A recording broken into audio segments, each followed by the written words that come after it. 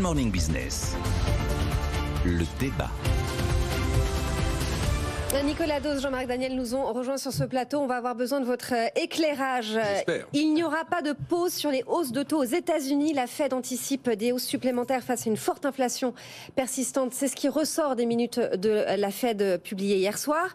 Un discours qui tranche avec les dernières déclarations de François Villeroy-de-Galhau, qui envisage, lui, un arrêt des tours de vis d'ici au mois de septembre. La Fed inquiète, Villeroy-de-Galhau rassure. Qu'est-ce qu'il faut croire? D'abord, c'est pas le même territoire. Hein. C'est pas le même territoire. On a suffisamment décrit ces inflations américaines et européennes qui n'étaient pas exactement de même nature. Je suis pas totalement sûr qu'ils disent des choses différentes. Alors qu'ils croient, on va laisser les marchés font penchent d'un côté. Enfin, je vais y revenir. Penchent d'un côté, puis de l'autre côté, quelquefois de manière un petit peu difficile à suivre et à comprendre. En fait, les minutes de la Fed nous disent hier que lors de la précédente décision de politique monétaire au début du mois de février, où il y a eu 25 points de base de hausse, certains voulaient 50.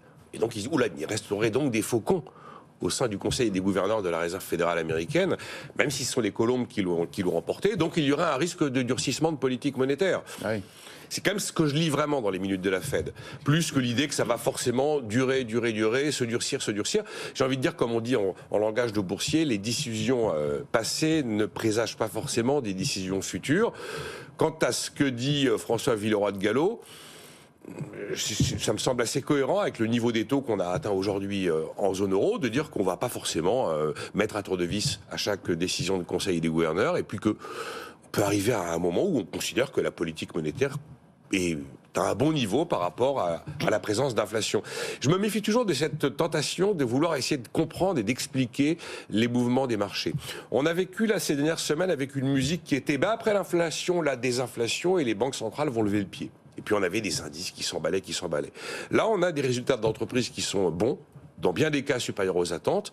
On a des indicateurs macro qui sont plutôt positifs. On a eu le climat des affaires, par exemple, en France avec l'INSEE hier.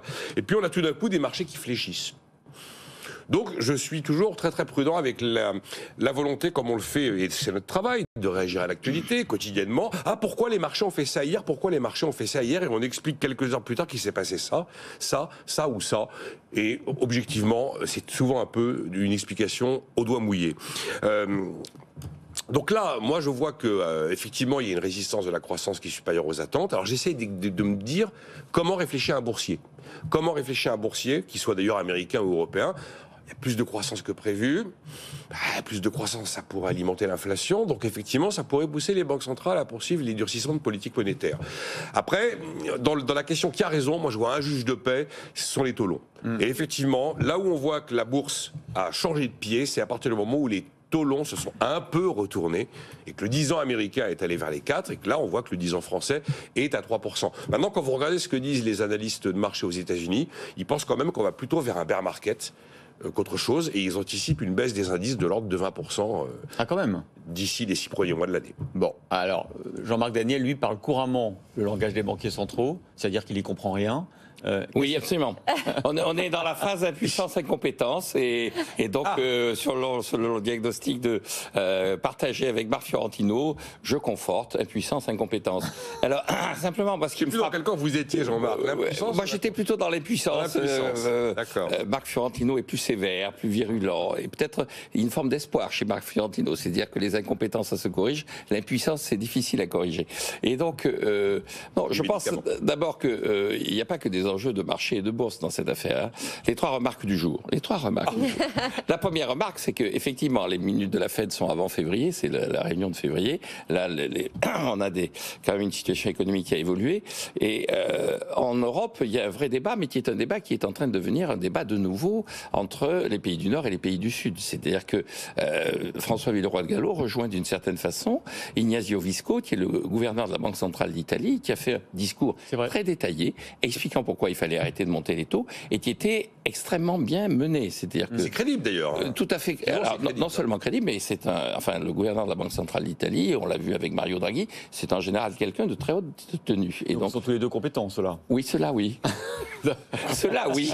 Ceux-là, oui. Et heureusement, ce qui prouve bien qu'on peut se corriger quand on est incompétent et devenir compétent, ou on peut trouver des gens compétents. Alors que la puissance, encore une fois, c'est quelque chose qui est très difficile à maîtriser. La deuxième remarque que je ferai, c'est que en ce moment, il y a le G20 de Bangalore, et ce G20 a constaté, sur la base notamment d'un rapport du PNUD, que le nombre de pays qui sont en situation de cessation de paiement potentiel est en train de s'accroître. On est passé de 28 l'année dernière à 52.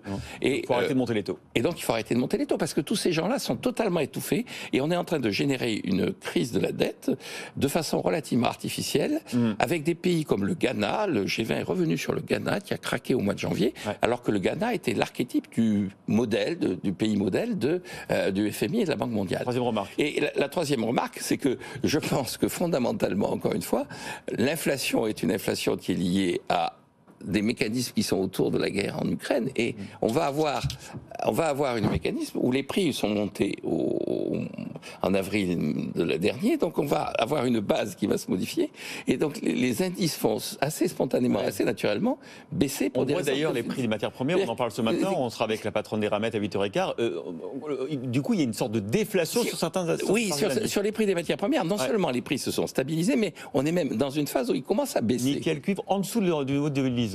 Oui. Et donc, effectivement, il va y avoir un effet mécanique. Alors, il y a un certain délai de retard, les prix alimentaires sont beaucoup plus inertes, mais fondamentalement, les enjeux autour de cette inflation sur laquelle les banques centrales sont impuissantes sont même en train de disparaître. Bon, on a bien compris que vous étiez du côté de l'arrêt de la hausse des taux d'intérêt et que vous croyez à la décélération de l'inflation. Merci beaucoup.